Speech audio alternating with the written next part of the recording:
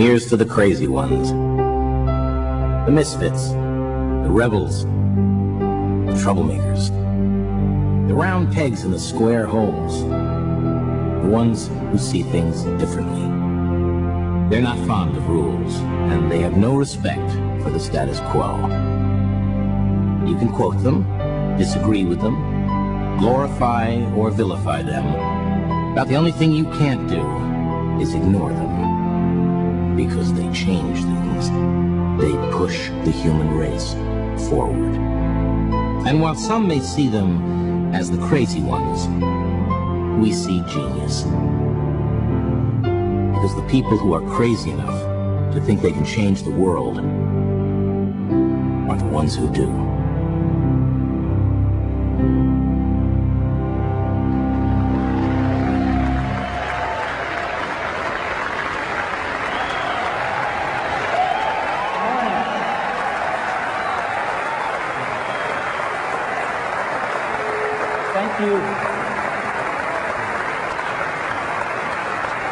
Thank you very much for coming this morning.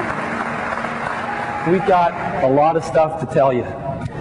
In addition to everybody here in the overflow rooms, I'd like to also mention that we're webcasting this with ourselves, with QuickTime Live, and using our partner Akamai. We now have over 14,000 live streams and climbing. We're broadcasting these streams up to a gigabit per second, so we're broadcasting now 4 gigabits per second live out of the Akamai network using QuickTime. So we've got people all over the country watching this as well. So let's get started. I'd first like to start with something that almost every Mac user touches, and that's the mouse.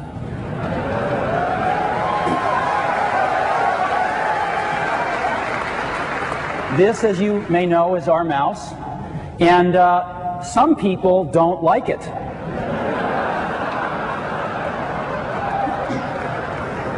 And we have many faults, but we do listen. And so, you know, some people think that this is the worst mouse in the world. We'd like to change that. And today we are introducing a new mouse. Yay.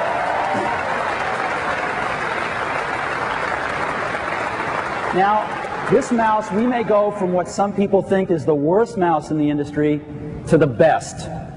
The first thing about this mouse that's extraordinary is it's optical. It uses optical tracking technology, and there are some tremendous benefits with this. It is the highest precision optical mouse on the market. There are no moving parts. There's no mouse balls to ever clean. There's no performance degradation over time. And you get this optical precision without a mouse pad on almost any surface. So you can farewell mouse pad. We're really, really happy with this. Now, you may ask, you know, this is really beautiful and there's this continuous surface over the whole thing. Where's the button? Oh my God, Apple's gone from a one-button mouse to a no-button mouse. No, not quite. Because it turns out that this whole continuous surface is the button. The entire surface is the button. It just levers down in the front. It fits any hand, whether it's a child's small hand or an adult's large hand, whether you're right-handed or left-handed. It works with any style. Some people like to click the mouse with just one finger. Some people plop their whole palm on it. It works with any style. And it's got adjustable force, whether you like a delicate button or a slightly heavier push. The entire surface is this beautiful ergonomic button, and it works really, really well. So the new Apple mouse, now this turned out so well. We've been developing this for a while. It turned out so well that we want every Mac owner who uses a mouse to have it. And so we are going to make this new Apple optical mouse standard across our entire desktop line. It is the first time anyone has ever made an optical mouse standard with a personal computer. And we're going to do it across our entire desktop line. Now, to go with such a great new mouse, we've also designed a new keyboard. And again, this keyboard responds to some of the requests we've got, because the most popular keyboard in Apple's history was the Apple Extended Keyboard, and we've gone with that layout. We have separate cursor clusters, full-size function keys. We even have volume keys. and there's a key right on the keyboard to eject your disk. So it's really, really nice. And again, we are going to make this standard across our entire desktop line. Now, if you own a Mac, and you say, my God, I'd sure like one of these or both of these, we're going to be selling them as upgrades for only $59 each. And you will be able to buy them on the Apple Store only. We're taking orders today, and we'll be delivering them in September. So go ahead and get in the queue, and I think you'll really, really like this. So we're going to go from what some people feel is maybe the worst mouse in the industry to what we feel is the best mouse in the industry. And we thought it was so cool that we wanted to let everyone know, and so we're going to make a TV commercial, and I'd love to show it to you now. Let's go ahead and roll it.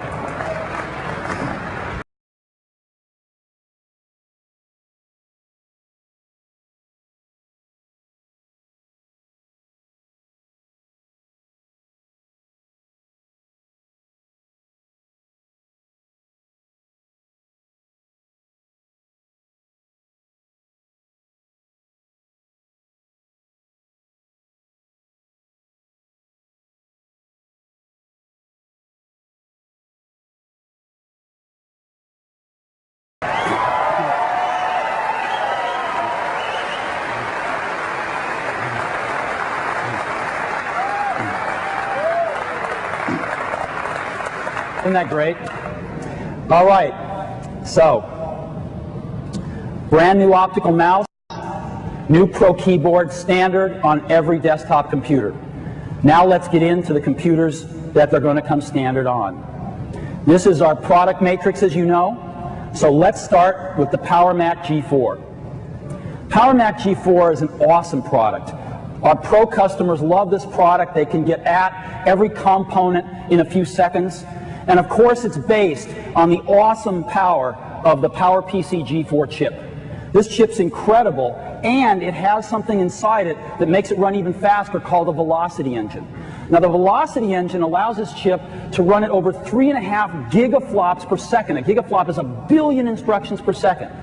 How fast is it? I mean, it's hard to conceive of what is a gigaflop. Well, let me give you an example. Light travels at about 300 million meters a second, or about 186,000 miles a second. In 1 billionth of a second, light travels about a foot, right? When this thing's executing 3.5 billion instructions per second, in the time it takes to execute one of those instructions, light travels about 4 inches. An amusing side note to this is when you're executing instructions as fast, in the time it takes to execute one instruction, the light which has left your display hasn't even reached your face. That's how fast this is. And we're shipping these chips running at 500 megahertz today. Now you might ask, how does a 500 megahertz G4 compare to a 1,000 megahertz Pentium 3, or what's more commonly known as a gigahertz? How does a 500 megahertz G4 stack up against a gigahertz Pentium 3? Well, we'd like to show you right now. And so I'd like to invite Phil Schiller on stage, our Vice President of Worldwide Product Marketing.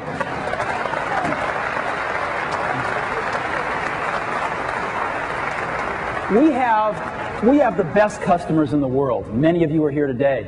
And some of our customers do all sorts of graphic things, graphic arts, and one of them is make movie posters. So we can get some great data from some folks that we work with in Hollywood on some of these great movie posters, and it makes for great comparisons in Photoshop. So tell us what we got here today, Phil. Hi, Steve. Morning, everyone.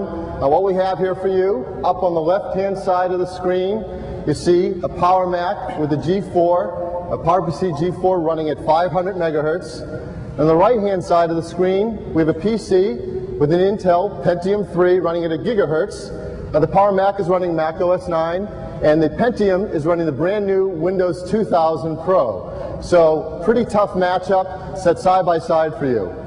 Now to show this off, we use Photoshop. Now Photoshop, as you know, is great because all of our customers in publishing and web design, they all use Photoshop. And Photoshop is great in addition because it takes powerful advantage of these two chips. It's accelerated for the velocity engine in the PowerPC, and it's accelerated for what's called SSE instructions in the Pentium 3. So a good, fair, tough matchup of the best these processors can do.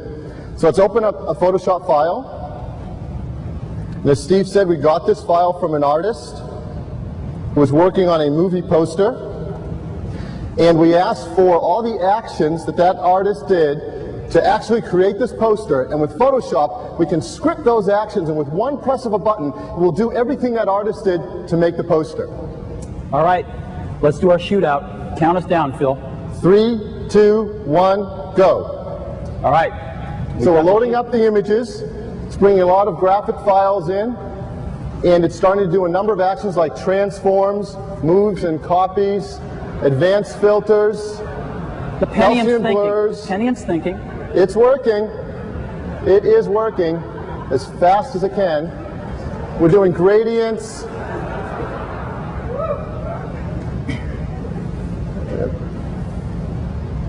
Really, it's the same file and the same actions. This is the kind of stuff that a lot of our customers do many, many, many times a day. And if they can save a few seconds on each iteration, it amounts to an hour or two a day. So now we're using advanced lighting effects and brushes and strokes, bringing in some more layers, using some masks.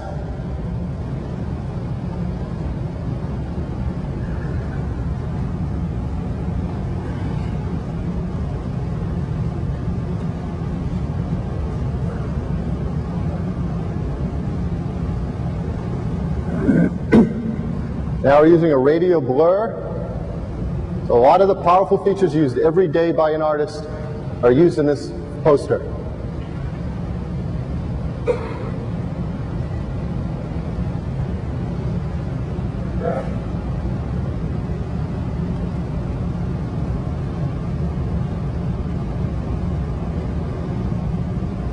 All right. There, the Mac is done.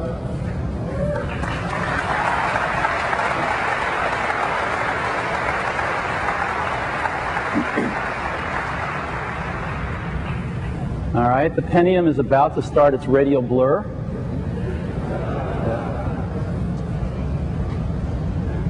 Gigahertz Pentium, ladies and gentlemen.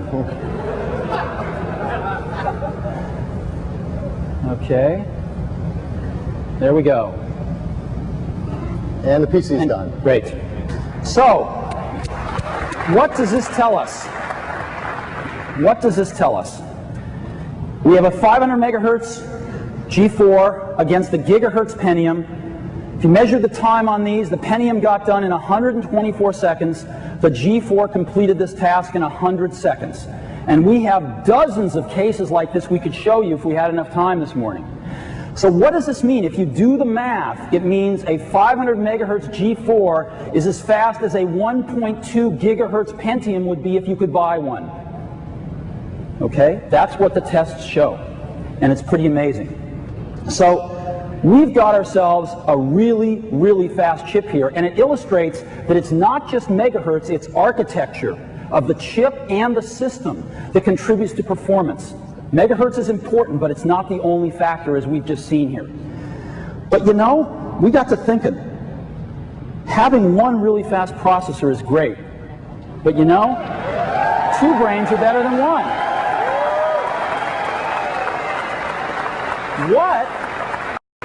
What if we could harness the power of two G4 chips at the same time? Well, that's exactly what we're going to do. We have a dual processor G4 here, and I'd like to invite Phil back up to find out how a dual processor G4 runs against a gigahertz Pentium running the same test. Let's roll.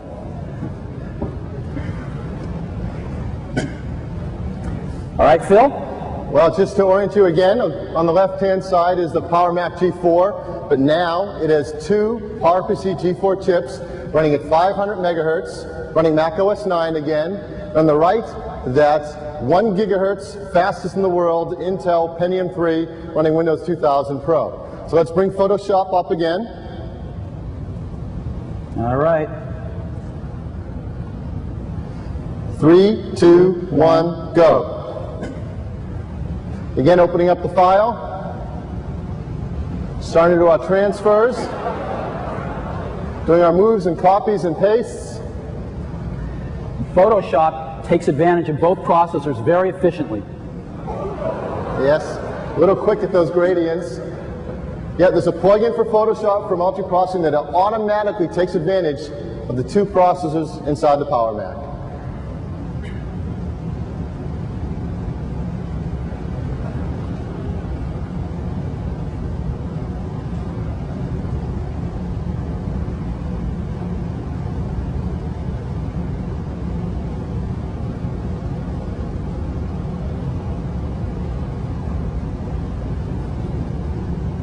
Starting the radial blur on the Power Mac.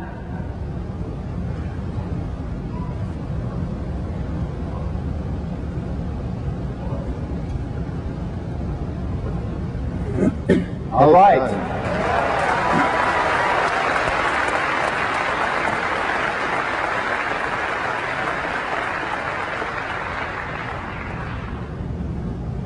Now, we could wait for the gigahertz Pentium or not.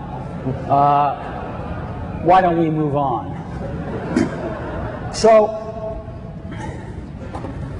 500 megahertz dual processor G4 on that side, gigahertz Pentium 3, and the time's the same 124 seconds by the time the Pentium completes, 61 seconds on the dual processor Power Mac G4.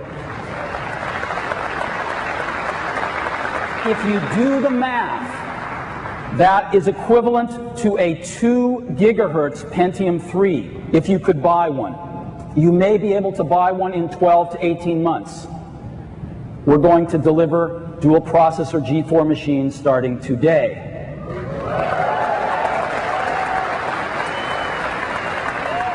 We're also running at over 7 gigaflops, 7 billion instructions per second in these machines.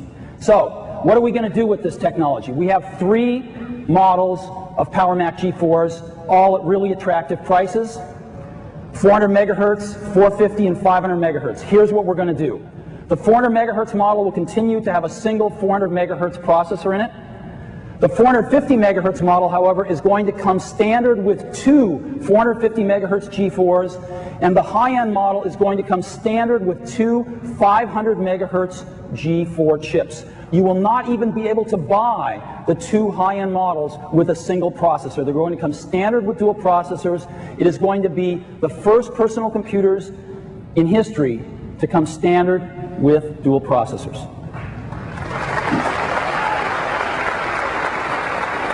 But we're not done yet. We've got more. On each of these models, on every Power Mac model, we are also adding gigabit Ethernet on the motherboard.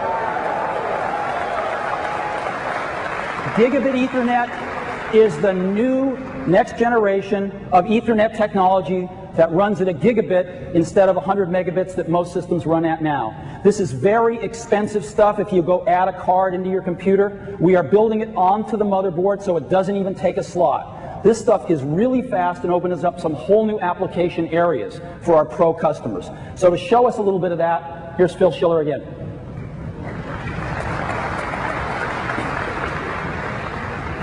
This is a lot of fun. You know, this is something that other people sell in their servers for a $1,000 add-on, a gigabit card, and it's built into the new Power Mac. So what we have here is a new Power Mac G4 with its built-in gigabit Ethernet, and I have a second Power Mac G4 with its gigabit Ethernet being an Apple Share server, something all of our customers know how to do. And so we thought, what can we do to best show you the kind of bandwidth and performance you get over that fast Ethernet connection? We could move a file back and forth, but now that's kind of boring, so we thought, well, let's do some video. Let's do something others haven't done. Let's take some video from the server and play it over that gigabit Ethernet. I'm going to go even one step further. I'm going to open up a professional video editing software, Final Cut Pro. I'm going to launch a project. And what's different about this project than any other project you might have seen before is the video is not on this Power Mac. It's on the other Power Mac playing over the gigabit Ethernet. And it's not regular compressed video. For those in the business, this is uncompressed standard definition video, high quality video. So let me just play it right off the server.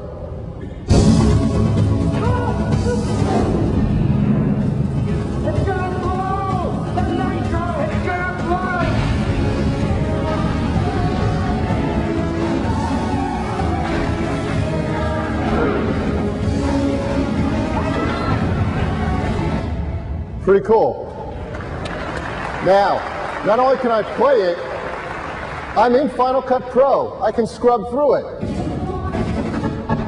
Jump anywhere I want. I'm accessing the data right off the server. Let's just go create an endpoint, like I'm going to edit my own video. Create an out point, drag it off, do an edit.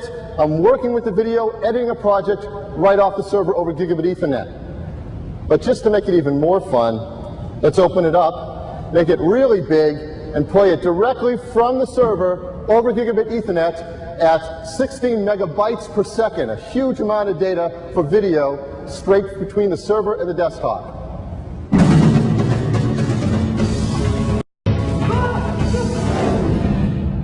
Now, my boss has just disconnected the network on me to prove it. We're on Ethernet.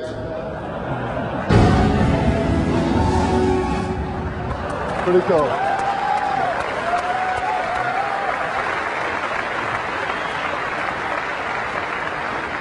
So, Gigabit Ethernet on the motherboard on all 3 PowerMac models. And we're upping the storage as well. 20 gigabytes, 30 gigabytes, and 40 gigabytes built into these products, taking only one of the 3 drive bays, so you can expand with 2 additional drives inside if you want, beyond even this. And of course, our new optical mouse and Pro keyboard. So we're doing all of this. Dual processor standard on the top 2 models. Gigabit Ethernet on the motherboard. More storage in every model, and our new optical mouse and keyboard. And we're doing it all for the same price.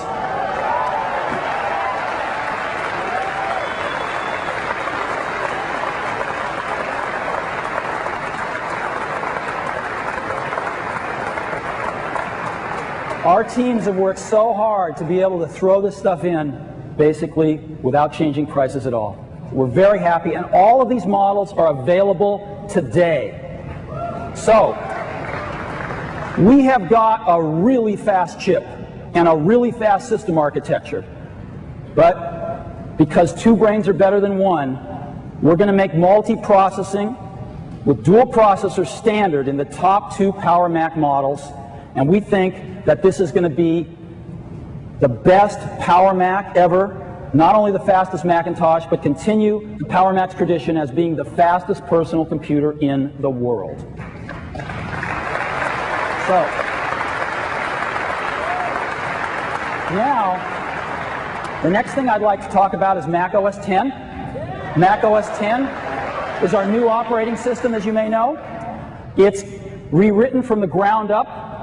It's got preemptive multitasking, it's got protected memory, it's got much more modern networking, great plumbing. It's also got a great new user interface called Aqua, and it also supports what's called symmetric multiprocessing to take full advantage of those dual processors in the new PowerMacs. So when you buy one of those new PowerMacs with dual processors, you're ready for OS X.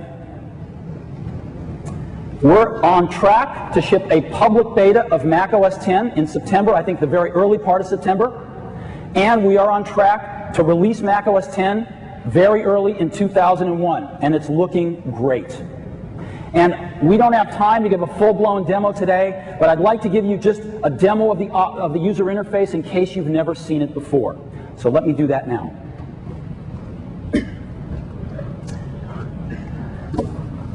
This is Mac OS X, and a few things very quickly.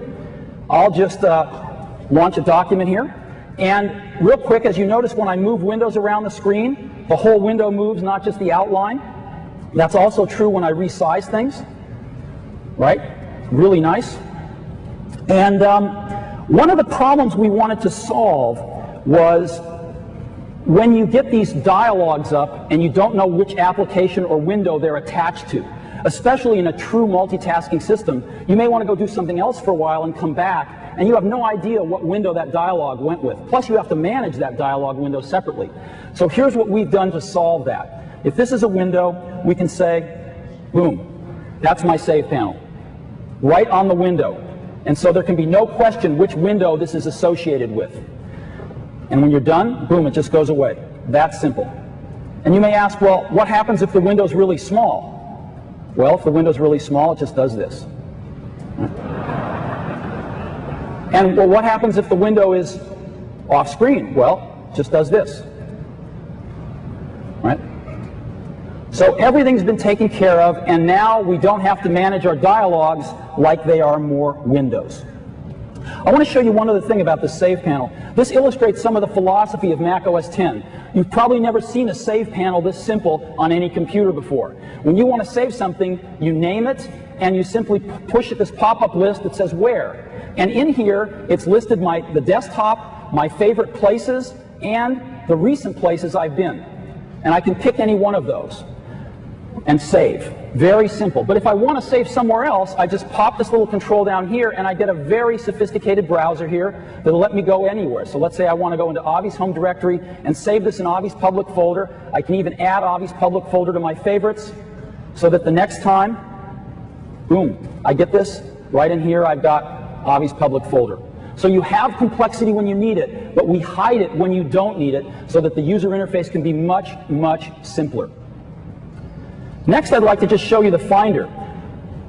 The Finder is really simple. There's been some misconceptions about it too. If you like your hard disk on the desktop, just drag it out. And very easy to just launch a Finder by clicking it just like you're used to right now. We also let you show and hide the toolbar. And so I'm going to use it today. I'll keep it out. And here's your computer, and you can just navigate down here just like you've done before. And I can navigate down to my documents as an example, and as you see, I don't have to have gridding turned on. I can put them anywhere I want to, make any kind of a mess that I like.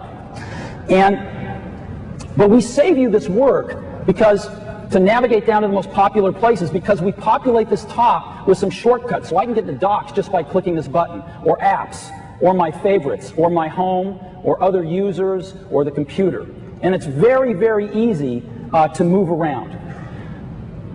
Now, I also have different views on things. I have icon view, I have list view, and I have a new browser view. And I can click back and forth between them with this little control on every Finder window. So we know what icon and list view are, but you may not have seen browser view before.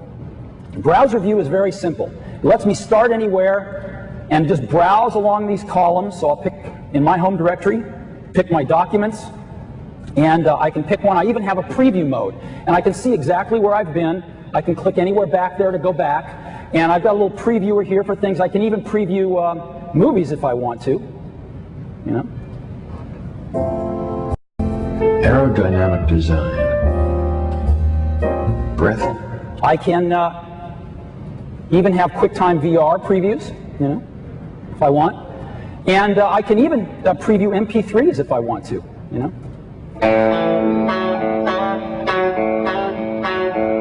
You get the idea. Now, the next thing I'd like to show you is the dock. The dock is wonderful. It's a place to put those apps you use the most, those documents you use the most, and miniaturized windows. So this is the dock, and anyone can change the size of the dock to anything that suits them. They can have it small, they can have it big. And when you put more things in the dock, it shrinks to fit. So let me go back as an example to add an application. I can add an application like an image capture app anywhere in here. Just drop it down and boom, the dock shrinks. And I can move things around in the dock, change any order that I might like. I can also add a bunch of apps at one time if I choose to. I can add all these apps, and again you can see the dock shrink a little bit more. And these are just links. So when I'm done using this app, I can just drag these out and it just breaks the link. Very simple. No problem. I can also add documents in the dock, and it solves an age-old problem on the Macintosh, which is miniaturization. When you're working on something and you want to go work on something else for a little while and get it out of the way, right now our miniaturization, this window shade thing, doesn't really get it out of the way. It leaves this big window shade on your desk. So what we've built in is the following. You just miniaturize a window and boom, it's right there with its thumbnail, automatically built for you. Let me show you this in slow motion. It's kind of fun to watch. Just the craftsmanship that the team has built into this is amazing. Isn't that nice? You know? Watch this. Even if it's down here, watch what it does. Isn't that nice? So you always know where something's coming from and where it's going to, and you have these at your disposal right in the dock, and you just click on them and boom, they're back where you left them. Now I'd like to show you one last thing. Let me bring up a QuickTime file. It's a Mission Impossible trailer, and we can go ahead and play it here.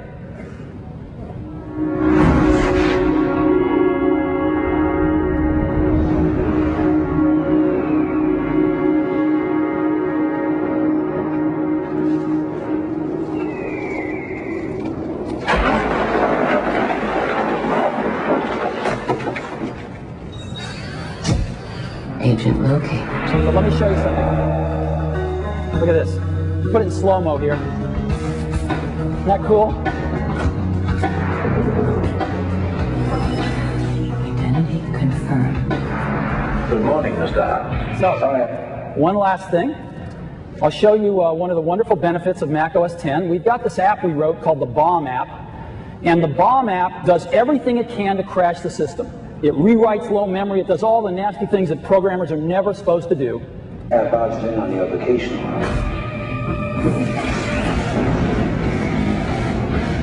Well, Mr. Hunt, I don't quite know where to begin. You know That app crashed, Should I? She's got no training for this kind of thing. and this app didn't. Pretty cool. So, a brief overview of macOS 10. All righty.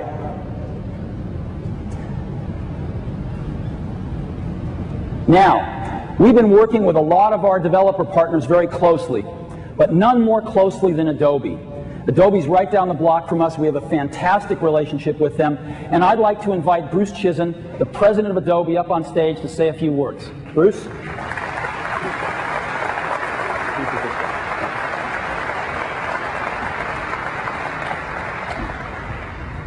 Thanks, Hi, Bruce. Steve. How you doing? So it's clear from the Photoshop demo that we do work really closely with Apple. We have hundreds of engineers that are working with them on getting our applications over to OS 10. They are extremely impressed, and we are absolutely committed to porting those apps, all of those key apps. So as Apple rolls out OS 10, Adobe will be there. Many of you are Adobe customers, and you're using applications like InDesign, Go Live, Premiere, After Effects, and of course Photoshop to create compelling websites, print publications, videos. The challenge is you're working with extremely large files, large and complex files, and you need those files to be manipulated quickly. Well, you need a quick system.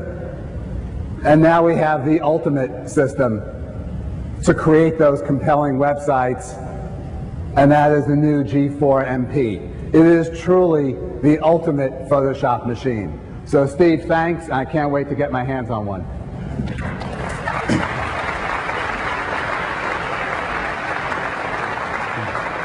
Thank you, Bruce. Get him one. Okay, so that's macOS 10. Now, next I'd like to talk about another partner that we work very closely with, and that's Microsoft. Our relationship with Microsoft has been getting better and better. We've been working with them very closely on another major new product for Mac customers, and that is the new version of Office for Macintosh, Microsoft Office 2001. It looks terrific, and to show it to us, I'd like to bring up Kevin Brown, the General Manager of the Macintosh Business Unit at Microsoft. Thanks, Dave. Good morning. I'm delighted to be able to stand before you and announce Office 2001 for Mac will ship this October. I'd like to show you a few things in the product. Office 2001 is important for a couple of reasons. First of all, it's the first time we've ever added anything new to Office since it was introduced back in 1991. We've added a brand new application called Entourage. We'll show you that in a minute. Second, it's the most Mac-like product, a Mac-like Office product anyway, that we've introduced in a long, long time, probably since Word 5.1. And third, it delivers that same great compatibility and actually improved compatibility with Microsoft Office for Windows and with the popular Macintosh application that you're using today. Let's go ahead and take a look at the product. This is Entourage. Entourage combines the same great email that's found in our Microsoft Office, Microsoft Outlook Express 5 for Macintosh, and adds an address book, a calendar, a task list, and notes. Let's take a look at one of these modules, the address book.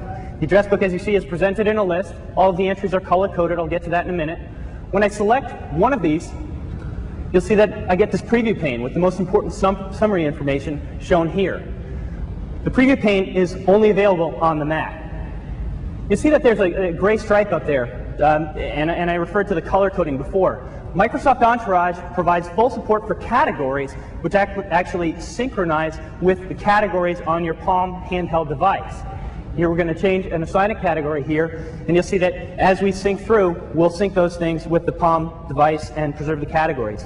Out-of-the-box Palm Sync and this category support is available only on the Mac. Let's go ahead and take a look at some of the other applications that we've done. Let's go ahead and take a look at Word. We haven't sat still in Word either. One of the main problems that people talk to us about is that they have a difficult time getting from blank document to the finished result that they have in mind. We've introduced this new project gallery with over 400 designs that will take you straight to that finished result that you have in mind. The project gallery is available, say it with me, only on the Mac. All right, say it with me next time. Many of these designs will come with a design wizard that will help you complete complex formatting tasks like adding a table of contents, changing the number of columns in the newsletter. Also, things like changing the entire color scheme for your document so that you can very easily communicate the theme that you want. The design wizards are available only on the Mac. Come on, so try it with me next time. The interface for Office 2001 for Mac is more Mac-like than ever, and a big part of that are these new formatting palettes. The formatting palettes allow you to quickly apply formatting without having to go into those disruptive dialog boxes that interrupt your flow of work. These apply to text or really anything that you select. We'll select a picture. We'll go ahead and select a picture, and you'll see that the formatting palette will change to give you some tools to apply to this picture as well, like grayscale or black and white. The formatting palettes are available only on the Mac. Thank you. All right. The next thing is people are using more pictures than ever before in their Office documents, and we want to provide a set of simple photo editing tools, not at all replacing Photoshop, of course, but giving you just the basics that you need in your application. Here we'll go ahead and apply one of these formatting tools. The picture tools are available only on the Mac. Let's go ahead and look at Microsoft Excel. Let's go ahead and look at Microsoft Excel. Turns out the number one thing that people do with Microsoft Excel is not make complex financial models, is keep very simple lists like the one you see here. So new in Microsoft Excel 2001 is something we call the List Manager. List Manager frames your data, the data we can track as a list, and provides easy tools for things like sorting and, yeah, there you go, sorting, applying formatting. We'll go ahead and apply some formatting. Nobody ever formats their lists in Excel because as soon as you do anything like sort it, the formatting gets blown away. So the formatting is applied and survives things like sorting repeatedly. Another thing that we see people do all the time, here you see a list of songs and we want to burn a CD with these songs on it. I'm licensed for all this music, by the way. So we add this total row at the bottom that allows you to very easily add up all these things, and then as you filter, say I'm just going to say how much rock is on this CD I'm making. It's just that easy. List Manager makes it very, very easy to keep these simple lists that people use all the time in Excel. More and more, the Mac is an internet device, so we're very sensitive to that, and we're going to provide great export to HTML tools from all of the Office applications. Here's an example of the WYSIWYG HTML that you get out of Microsoft Excel. The List Manager is available only on the Mac, and we're very excited to bring that to you. Last, but certainly not least, I want to point out what we've done in PowerPoint. Now, PowerPoint is a communications device. It's not just used for big halls like this one. It's actually also used really for individual meetings people are having, or just to communicate a set of ideas that you have. Here's a PowerPoint slide, or PowerPoint slide deck. Makes use of a new multiple masters feature that we have in PowerPoint 2001. But what? Yeah, hey, there you go. Multiple masters is available. Thank you. Only on the Mac. What's really important, though, is to be able to share this data with somebody else. Now, we know that not everybody owns PowerPoint, but we do know that over 50 million people have a viewer called the QuickTime Player. So now, with PowerPoint 2001, you're going to be able to save that slide presentation as a QuickTime movie.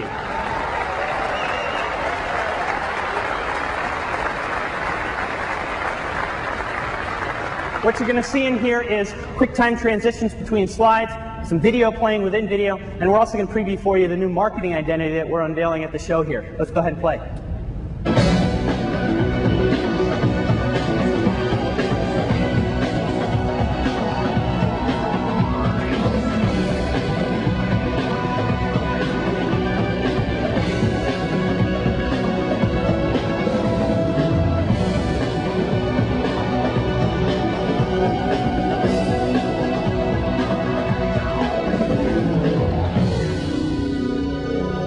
That's the new packaging for Office 2001.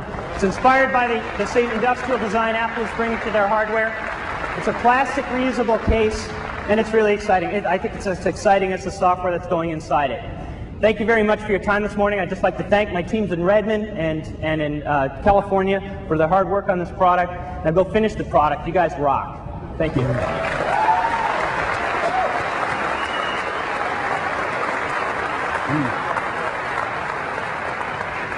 Thank you, Kevin, and thanks to the Microsoft development team. They're doing an awesome job. Who would have thunk it a few years ago? The best version of Office on the Mac. Now, as long as we're talking Microsoft, I want to talk one other thing real briefly here, and that's games. We love games, and we're trying to bring as many great games to the Mac as we can. And one of the best games developer for the Mac is Bungie. They've been working on an incredible new game called Halo, which we've all been anticipating.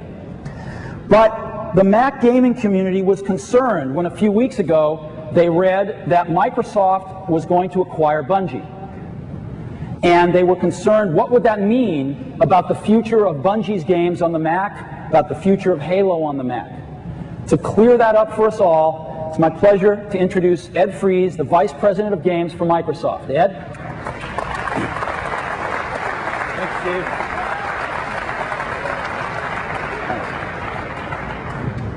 I have a great job, don't I? Basically, my job, I spent the last 5 years taking Microsoft's money and giving it to great game developers all over the world so that they could make great games. The problem has been, though, I haven't had a great way to bring those games to the Macintosh. We've done a few things here, we've done a few things there, but we haven't been organized about it. We haven't had a great way to bring all of our games to the Mac. Well, I'm excited to announce today that that's changing. Apple and Microsoft are going to team up with the Executive Vice President of Publishing from Bungie, Peter Tamke, to form a new company. And that company is going to take, hopefully over time, our entire line of games to the Macintosh, to everybody here.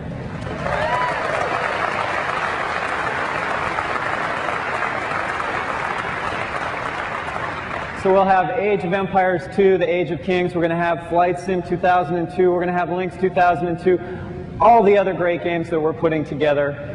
But you know, Bungie, let me tell you about Bungie. You know, we're working on this other project, it's called Xbox.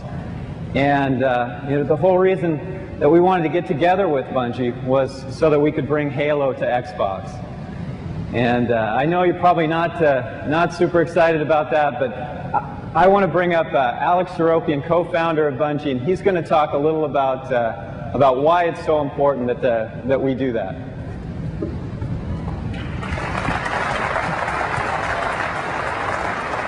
Thanks, Ed. Thanks, Steve. A lot of you probably know that Bungie, we got our start on the Mac. I'm here to just let you all know that we still have a lot of love for the Mac platform, and that yes, indeed, we will be bringing Halo out for the Mac.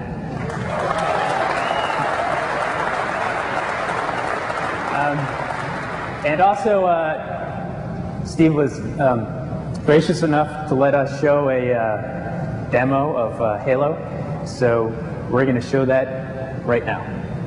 Thank you.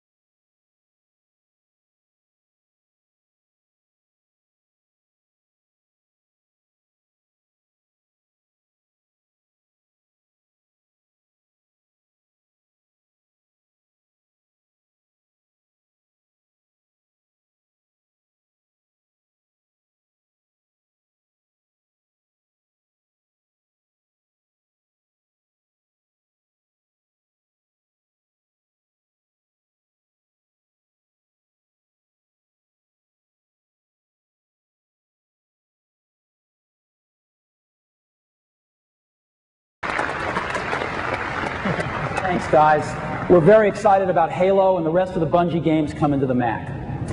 So now I would like to get back to the computers that those games are going to run on. I'd like to talk about iMac, if I might. This summer is iMac's second birthday.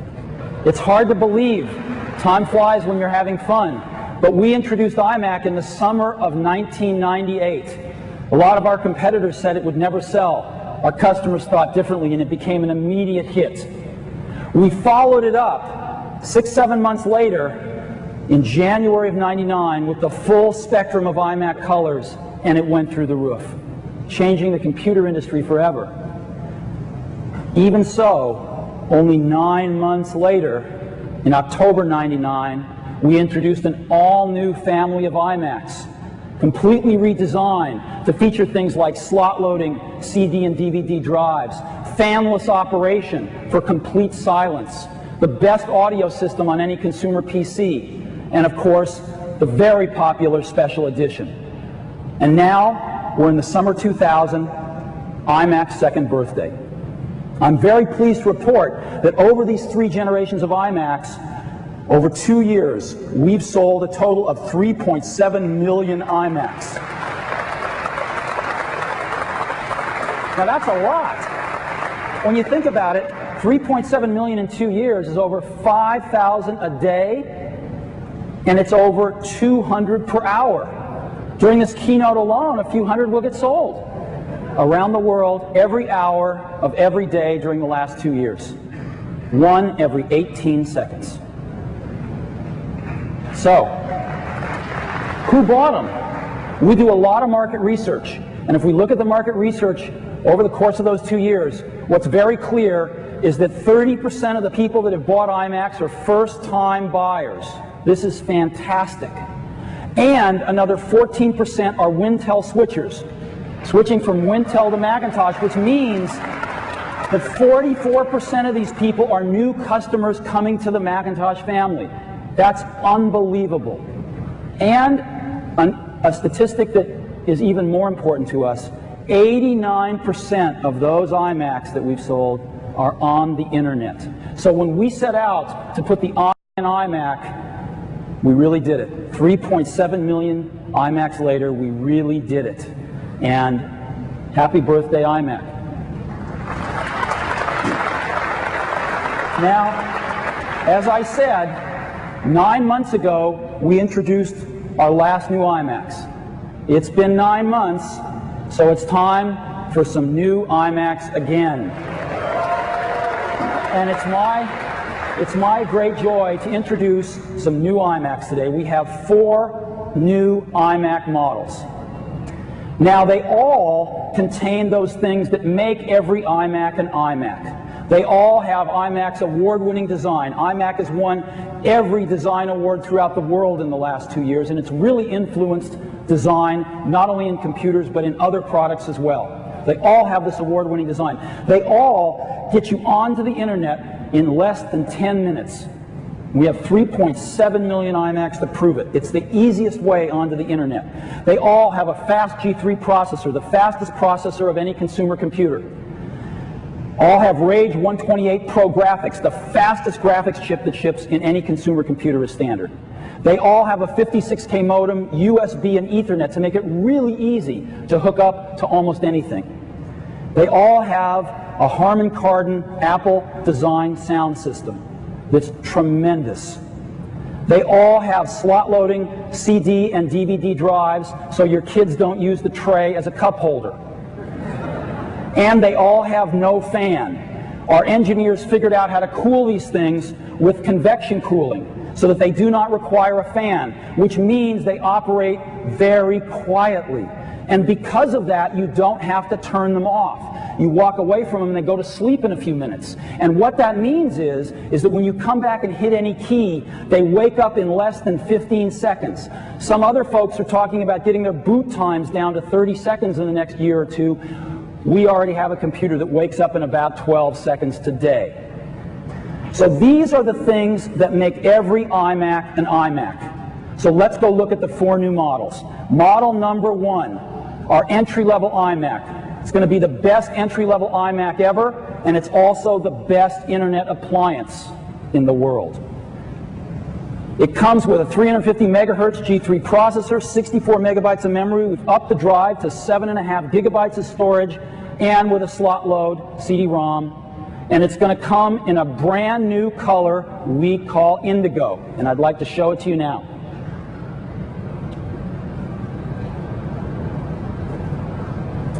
It's a beautiful new blue called indigo.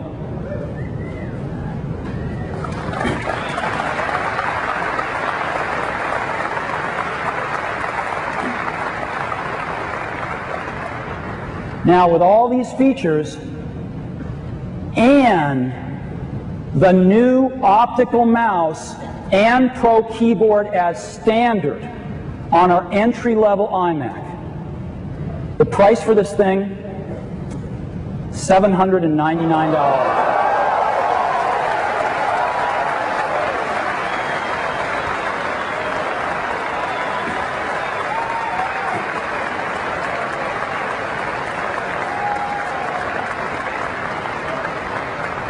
You can now get a Mercedes or BMW for the price of a Ford Taurus. Best internet appliance on the market, iMac, $799. All new color. Model number 2, iMac DV, that stands for digital video. The purpose of this model is to bring iMovie to even more people. This model includes FireWire, our 400 megabit per second Apple invented serial link. You can connect to disk drives with this for additional storage. And you can connect to camcorders to bring in pristine digital video right into your iMac. And it includes our iMovie software. We are so proud of this. This allows you to make movies right on your iMac, right on your desktop without reading a manual. It's so cool. And our users have thought that too, because 30% of iMac DV owners have already made an iMovie, and if you look at the percent that plan to make one in the next few months, that total goes up to 45%. That's almost half of them. And it's accelerating. It's great. We think iMovie is a really, really big deal. And so this next model has FireWire, has iMovie, has a 400 megahertz processor, 64 megabytes of RAM, 10 gigabytes of storage, slot load CD-ROM drive, FireWire, iMovie, and it's airport ready. So you can plug in an Apple Airport wireless networking card and get 11 megabit per second wireless networking a half a football field away. And our second model comes in indigo and a new color we call Ruby. I'd like to show it to you now.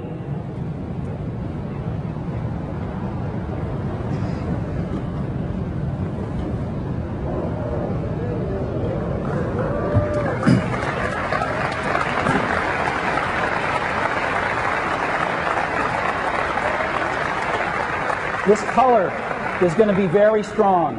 It appeals not only to women but also to men. It's like a beautiful deep red. And most of the folks in the engineering department, I think, are loving Ruby. Ruby also comes with our new optical mouse and Pro keyboard. And to get iMovie to even more people, we are pricing our second model at $999.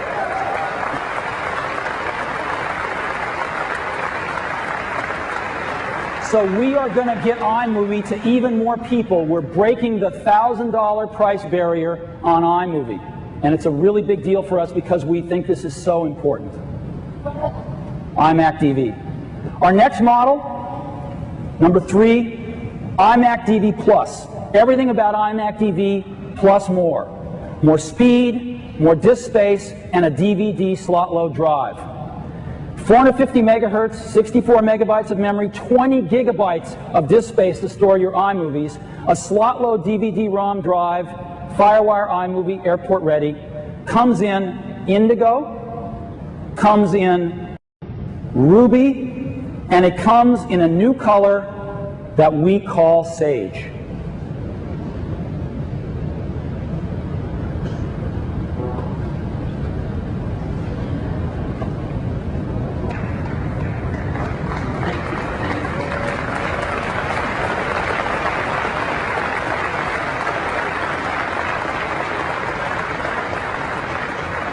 Sage is beautiful. It's like graphite with a few drops of Emerald City in it.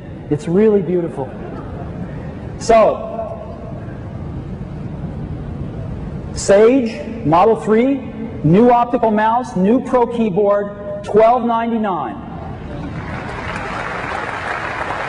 More speed, more disk, and a DVD slot load drive. iMac DV Plus. Our fourth model, iMac DV Special Edition. This has been such a popular model for us because it's the ultimate iMac. And the new ultimate iMac, the new iMac DV Special Edition, comes with a 500 megahertz processor, 128 megabytes of memory, 30 gigabytes of storage, DVD slot load drive, Firewire iMovie, and airport ready. And new optical mouse and keyboard, $14.99 price. The colors it comes in are a new improved graphite that everybody's really loved. It's even a little better.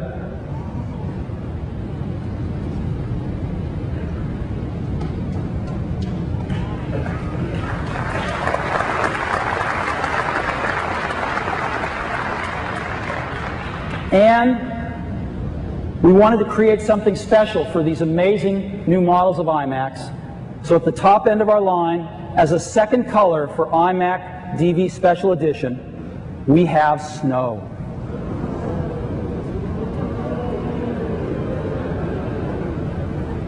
It is beautiful.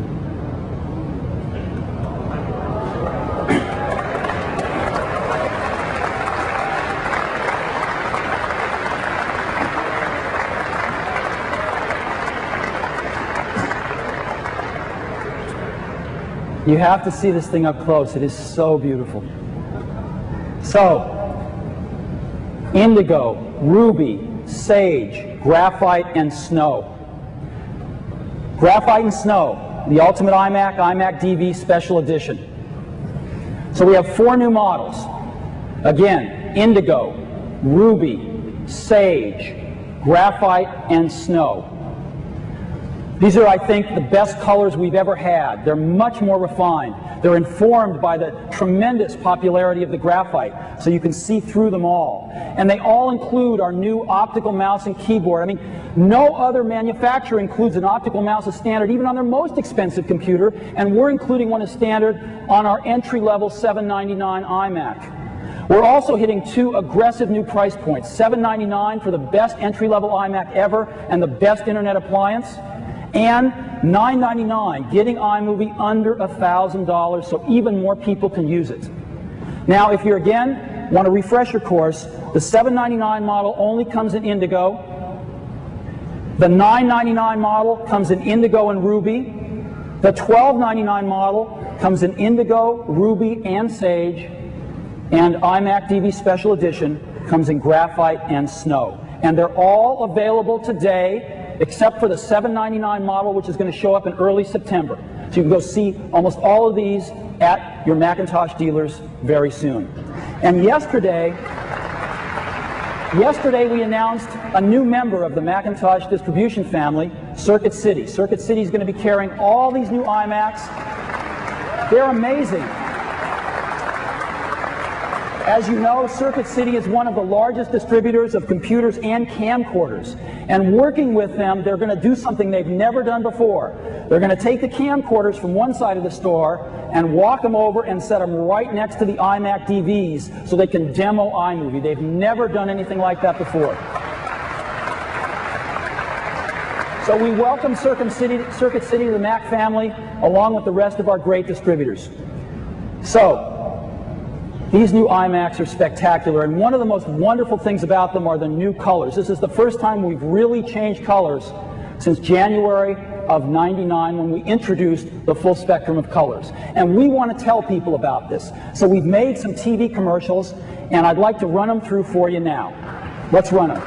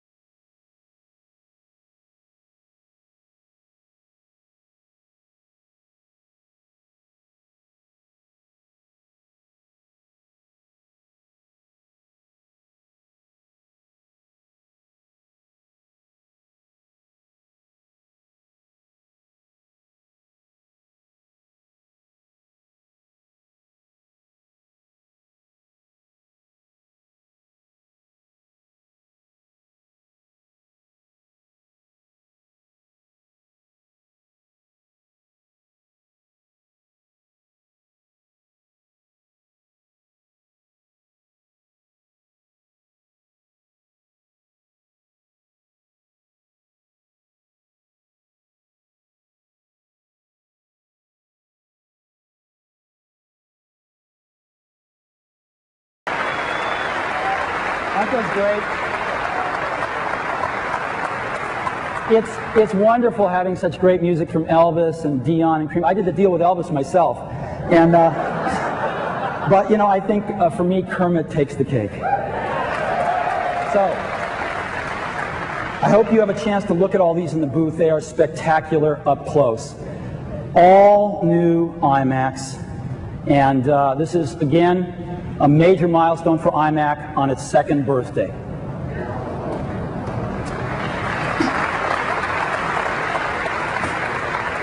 Now, I'd like to take a minute and show you something that I think is so important and so wonderful for us. I'd like to talk about iMovie for a few minutes, because I think iMovie captures something about the DNA of Apple that's really revealing when you think about it. As you know, iMovie is possible because of a confluence of technologies. Digital camcorders, which capture video digitally. FireWire, which Apple invented and all the digital camcorder manufacturers adopted, so there's a FireWire jack on every digital camcorder. And we built FireWire into, of course, most of the new iMacs, so you can plug your digital camcorder right into your iMac. iMovie software, which Apple wrote internally, which allows you to edit videos incredible, almost broadcast quality. It preserves the DV resolution throughout the whole editing process, lets you make incredibly professional videos, and without reading a manual. And when you're done, you can compress them using QuickTime if you want to send them on the web or even put them on the internet. It's amazing. And so we are so far ahead of anybody on this, but we're not stopping, because today we're announcing iMovie 2. Our next generation of what has become the most popular video editing software in the world. It's got a new user interface that's even easier to use. And it's got those features that our users have requested most: enhanced audio editing and some amazing new effects. And so I'd like to show you this right now. I'd like to give you a demo. iMovie 2.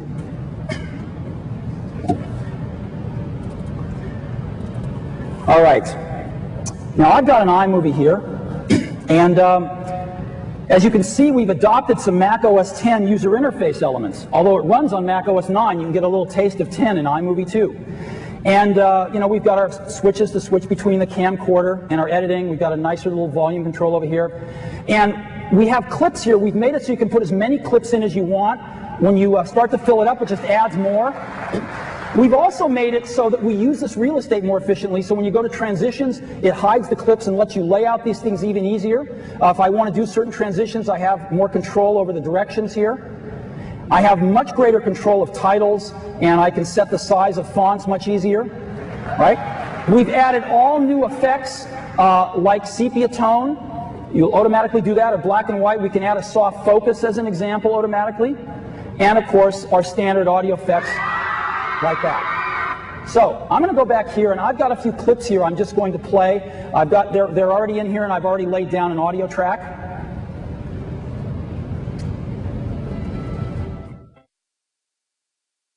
I've got a clip here that I recorded early this week that I'm just going to, I could drop in here anywhere, and I want it at the beginning of the film here. And I'm just going to go ahead and go back to the beginning and play all these clips. Hi, Mom and Dad. I'm sorry we haven't had a chance to see you this summer.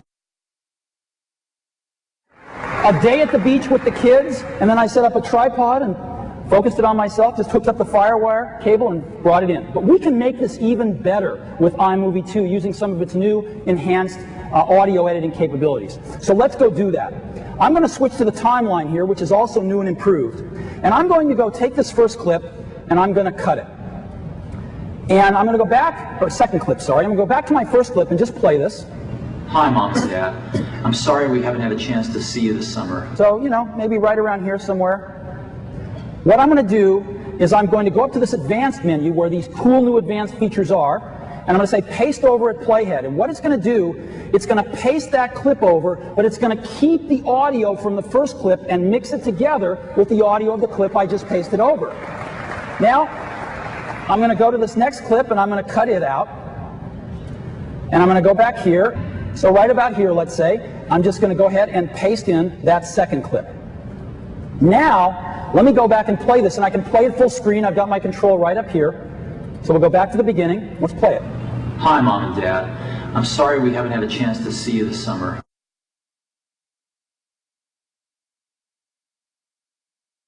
Isn't that cool?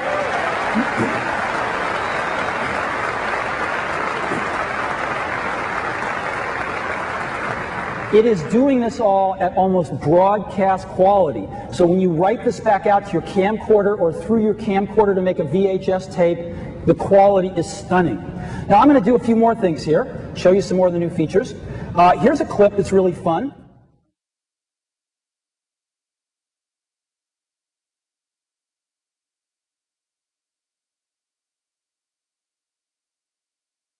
Okay, I'm going to go up to the advanced menu and say, reverse that clip direction.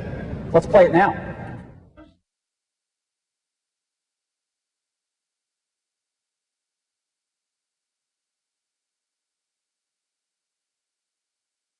Isn't that great? Here's another one now. This is a biggie. So this clip, let me just go ahead and play it. Right? I'm going to go back to my timeline. I'm going to take that clip, and I can go ahead and slow it down here. I have a control to slow down or speed up any clip. So let's go ahead and take a look at this thing slow down.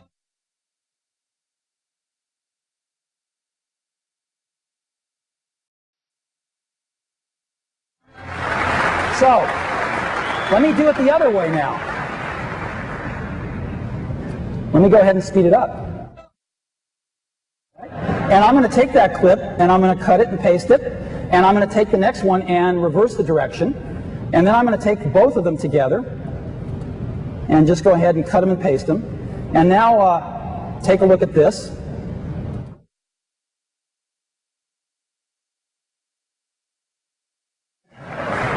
And lastly, I'll drop a clip down here, which is a wonderful clip that shows how you can so easily go to the effects panel and say, I want to make this clip in sepia. And it will go ahead, and you can even transition into sepia. You can do a dissolve on a clip into sepia very easily. So what I'm going to do with this clip is, again, I'm going to just slow it down a little bit. And now I'm going to go back, and I'm going to just play this whole movie full screen.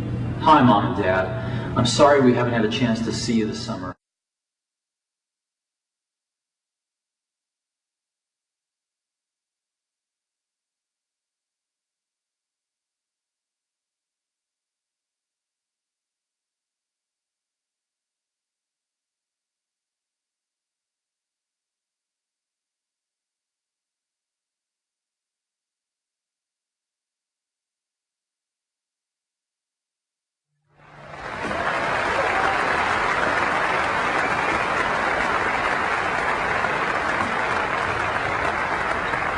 You know, I am so proud of this and the people at Apple that have created this, because to me, this is at the heart of Apple. What Apple's about is, yes, we love to make the fastest personal computers in the world, and we do. And so if you want to run spreadsheets faster than everybody else, we can do that for you, and we love doing it. But even deeper, we want Apple to stand at the intersection of art and technology. And something like iMovie allows us not to just make spreadsheets, but to express ourselves in other creative ways. And I have seen the things that people have created with iMovie, and they blow me away. And it makes me so proud to be working with the people at Apple that can create software and systems like this to bring this stuff to people. So, iMovie 2, we're going to include it for free in all new desktop Macs. And for those of you that want to buy it as an upgrade, we're going to have a $49 web download beginning in late August for iMovie. So that's iMovie 2. It is fantastic. Now, one more thing. We've edited our movie And it was pretty easy. We went to the beach, we took our digital camcorder, we got some footage, we came back, we plugged in our firewire cable, we woke up our iMac in 12 seconds, we used iMovie to edit it without reading a manual, we've maybe put it back out and made a videotape. But you know what? I want to put it on a website. You know, I want everyone I know to be able to see this, or at least my family to be able to see this, but I don't know how to do this. I don't know how to program a website. I don't have a server at my house to host a website. And so we've made that really, really easy. Because in January, Apple introduced something called iTools. And the key iTools, and they're free to every Mac owner. And the two I want to talk about today is one called iDisk. This is something where you just press a button on our internet site, and right on your Mac desktop pops a disk drive icon. You can open it. It's got some folders in it for pictures and iMovies and documents. And anything you drag into this iDisk folders is uploaded automatically to Apple's servers. And it's stored there. We give you 20 megabytes for free. And you can store stuff for free on our servers from any Mac. And anything you drag back down is copied back down. And that's been a big hit. And so you can use it this way. You can take your digital photographs and just drag them to your iDisk, and they're uploaded to our server. But you can also take your iMovie and write an iMovie to, you can say, save as a QuickTime movie. And it takes a while to compress it. You might want to go have dinner. But when you come back, you'll have a QuickTime movie. And you can drag that to your iDisk, and it's uploaded to our server. And then you go to our website and you run an application called Homepage Builder. And today we're announcing a dramatically enhanced Homepage Builder that's even easier to use. Because with Homepage Builder, you can say, I want to build a photo album, and Homepage will go to your iDisk, go in your pictures file, and automatically lay out a page like this with all your photos on it. Build the thumbnails, lay it out, and allow you to edit it. And it will also allow you to make a page like this with your QuickTime movie on it. And when you say publish, it will upload these to Apple's web server, and we will host it for you free of charge for all Mac customers. So I'd like to show you this now. It's way cool. So I'm going to get out of iMovie here, and I'm going to launch Internet Explorer. Set up to go to Homepage, and I've got to log in.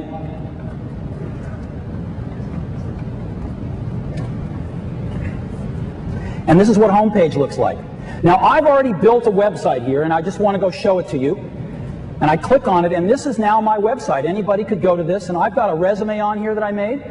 Very easy to make a resume. We've got all sorts of templates here. And I've got the navigation up here, of course, that iTools does for me. We've got newsletters. You can very easily make a newsletter, in this case, a kind of summer fun in the sun newsletter. Also, we've got a bunch of stuff for education. So teachers can make web pages that parents and kids can look at for homework assignments, and there's all sorts of newsletters and school events things. And here's an example of one with photos. And this is what it would look like. It builds this automatically. And we'll build one in just a second. And anyone can go click on this and see in their browser a full-size picture, right? Very easy to do. Works with any browser, on any computer. So let's go back and actually add a few pages. So I'm going to go into Photo Album. And I say, I want to make a photo album. And I get to pick one of these, and I'm going to pick Beach. And what it does next is it looks in my iDisk under Pictures, and it shows me all the things I've saved. So I'm going to pick Beach. I've got a folder with a bunch of pictures from the beach, and I say choose that folder. And it'll automatically, right now, it just created all the thumbnails on the fly. It laid them out, and look at this. Isn't that cool? And I can go through and say, well, I don't want this picture. I'll hide that one. I'll show this one. And watch this, though. I've never seen this on any other website. I can just move them. Isn't that cool? You know? We've never seen anything like this before. You know, pretty neat. And I can get up here and change all the text, make different titles, but when I'm done, I can also decide I want to change themes and go back and do a little more of a modern picture frame if I want on my photos, you know, or something a little more classical, like this. more art gallery. But I happen to like the beach one. And so I'll pick that one. And then what I'm going to do is just push publish. And when I push publish, this automatically goes to Apple's web servers. It is now live on my website. I can send an iCard to tell my friends. I can hit this, and this is on my website now live. And here's my photo album, right like that. I can click any one of these, and boom, get the full-size picture. You know? And you'll notice that that Homepage Builder automatically added this to my navigation. So, you know, here's Molly's graduation, my summer homework, and again, my beach album. So let me go back. I'm going to add one more. I'm going to say I want to make an iMovie page. And I'm going to pick, I could pick a drive-in. We have a kind of a 50s drive-in look here. We have a few others, but I'm going to pick Retro TV, which is the one I like the best. And all I have to do is say, choose the QuickTime movie. It's going to, again, look in my iDisk. And I have only put one there, so I'm going to pick Kids at the Beach. And we'll go back, and here it is. This is it. And I'm going to go just say Publish. And it's going to create my web page, add it to my website, tell me where it is, and I can just go back here. And anyone who goes here will play the movie.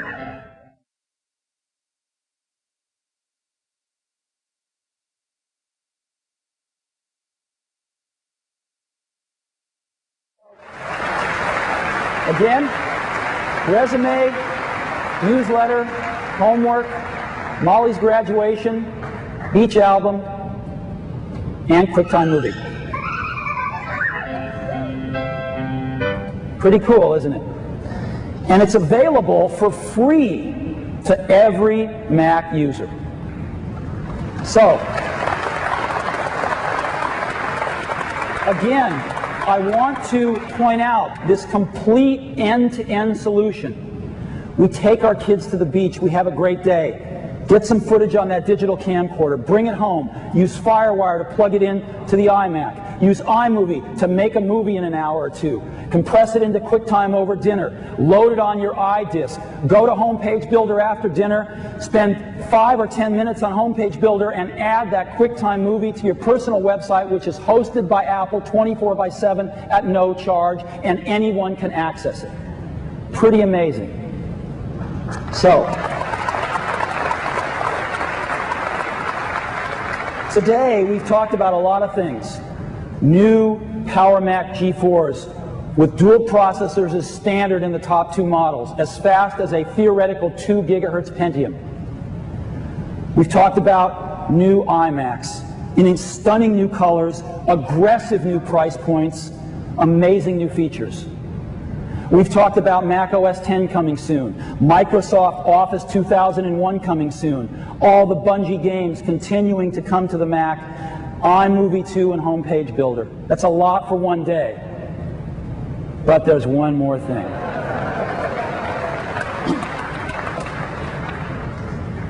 This is our product strategy that we announced about 2.5 years ago, the 4 quadrants. And it's served us very well.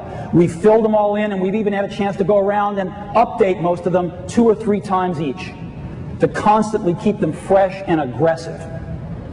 But today, the first time in 2.5 years, we are expanding our product strategy. And it's not a portable. It is a new desktop machine. What is it? We are combining the power of the Power Mac G4, the awesome power of this machine, with the desktop elegance, the silence, and the miniaturization that we learned from doing the iMacs to make a whole new class of machine. And so, we're starting with the G4 Power. We're building in a really fast G4 chip into this new machine. We're building in the ability to have up to 1.5 gigabytes of memory in the machine. We're building in the ability to have up to 40 gigabytes of storage inside the machine. We're adding I/O for everything. A modem, 100 megabit per second Ethernet, USB, and FireWire. You can hook up to almost anything with this machine. And airport wireless networking inside as well. Now, I know some of you are saying, well, looks like a mid-range Power Mac G4 to me. What's so new and special about this? Well, this is where we get into the iMac magic. Because if this is the size of a Power Mac G4, we have miniaturized all that power into something this size. Okay? From this to this. And what we've miniaturized it into is an 8-inch cube. An 8-inch cube. Unbelievable. Another way of looking at this is, if this is the Power Mac G4 and you could break it into 4 equal parts, we have miniaturized all the power into just one of those parts, which is an 8-inch cube. Unbelievable. Now, you can imagine with all this power in such a dense space, we must need a turbofan to cool this thing. But no, our engineers have done some brilliant work, and all this power in an 8-inch cube has cooled without a fan. And so it runs in virtual silence in an 8-inch cube. And we call this new product the Power Mac G4 Cube, or more affectionately, the G4 Cube. And I would like to show it to you now. Let's bring it out.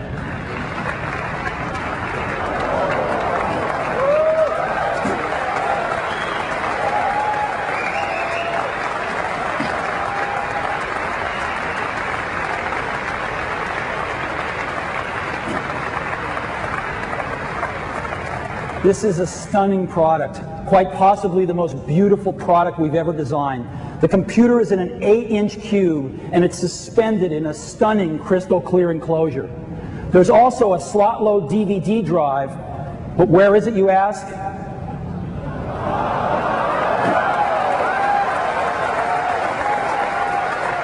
Not cool? In case you didn't see it. So everything is in there, very conveniently located to sit right next to you on your desk. Now, our engineers spent an enormous amount of energy figuring out how to get this amazingly powerful G4 technology into this 8-inch cube and to cool it without a fan. But they also spent an enormous amount of time figuring out how to get it out quickly. Because our pro customers like to get at every component in the system within a matter of a few seconds. So here's what we did. You can take your Power Mac G4 and simply turn it over. All right, let's get the video here. I want you to see this. You push down on this handle and it pops up, and you literally lift all of the technology out.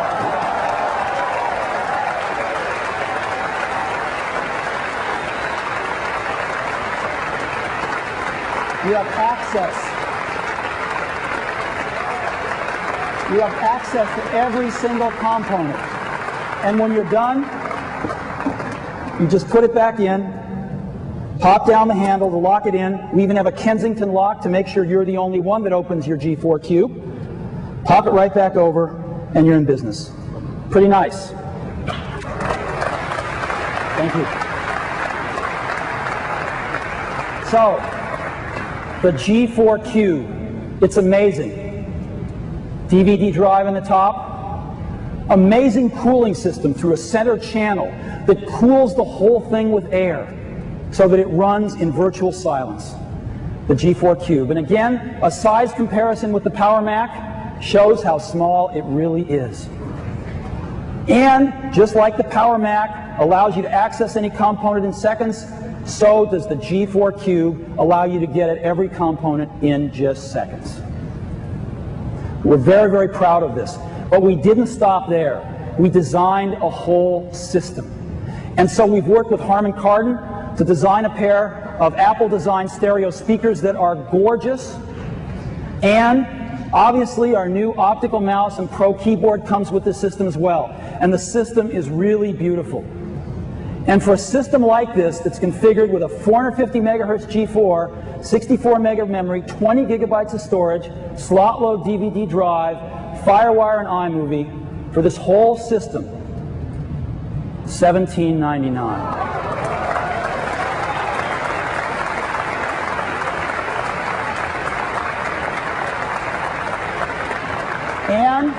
we have a second model that features a 500 megahertz G4 processor, 128 megabytes of memory, 30 gigs of hard storage, DVD-ROM, FireWire iMovie, maybe the ultimate iMovie machine. And it's available for $22.99, and this is an Apple Online Store exclusive. So you can just go to the Apple Online Store and order this. All models are available in early August, just a few weeks away. Power Mac G4 Cube. We are so proud of this thing. It is a complete system in every way, except for displays. Oh yeah, we have 3 new displays we're introducing today. I'd like to bring them out now.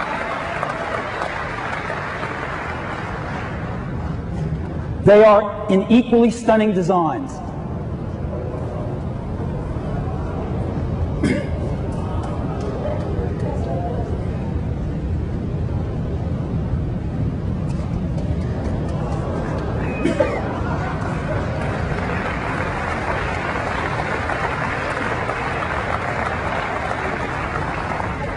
The first, a new CRT display.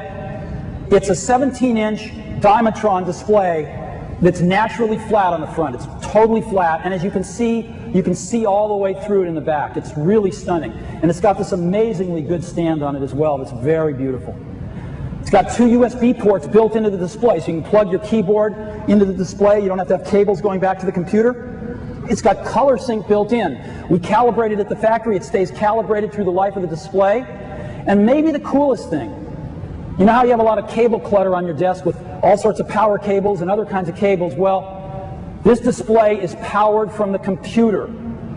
One cable carries video, USB, and power from the computer. So there's only one cable replacing 3. And $499.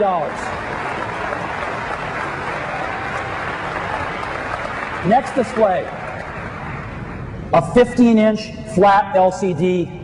It's really beautiful. It's a perfect companion to the G4 Cube. It's got 1024 by 768 resolution. Again, 2 USB ports. It's got touch controls on it to bring up the display controls or even to put your system to sleep and wake it up. And it is powered from the computer with one cable, just like the other. $999. Very aggressive. Makes a beautiful companion to the new G4 Cube. And our cinema display, we have a new cinema display that's enhanced to, again, be powered from the computer with only one cable carrying USB, video, and power over the one cable. All 3 of these displays go on sale today, and all 3 of them work not only with the G4 Cube, but with the Power Mac as well. So 3 new displays.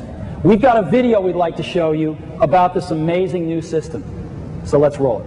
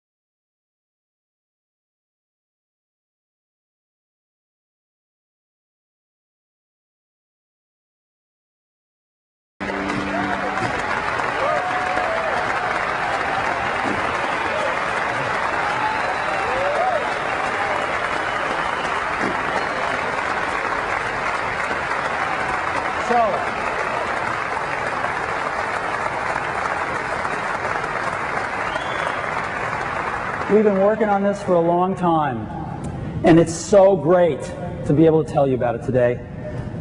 The new PowerMac G4 Cube takes its place in an expanded product line. And if you've noticed, all three of our desktop product lines, which constitute over 75% of our unit volume, are all new as of today. It's amazing. And I would like, you know, it is a privilege to be able to be on the same team as the talented people at Apple. These people are not only so talented, but they're emotional, they're passionate, and they put love into these products.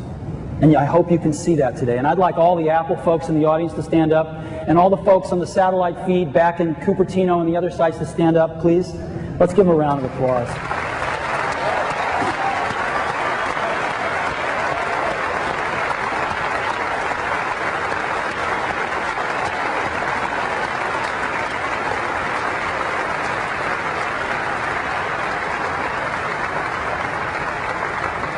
I don't think there's another team on the planet that could be creating products like this. So, thank you for coming today. We've had a lot. And I started with the mouse. I'd like to end with the mouse. This optical mouse is the symbol of all the new products today for me. It comes with all the new products that you saw. And it's also just a better way of doing things. Not doing things the same old way, but innovating. And it came out so wonderful that not only are we going to bundle it with all our desktop computers, but I want all of you to be the first ones to get your hands on it. And so we're going to give you one today.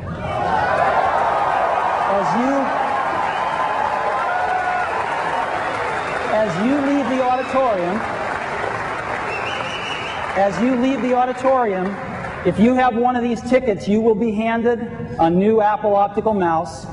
And in just a second, you'll find that you can get one of these tickets under your seat. So thank you very much for coming today. We've enjoyed showing you all our new stuff. Thank you.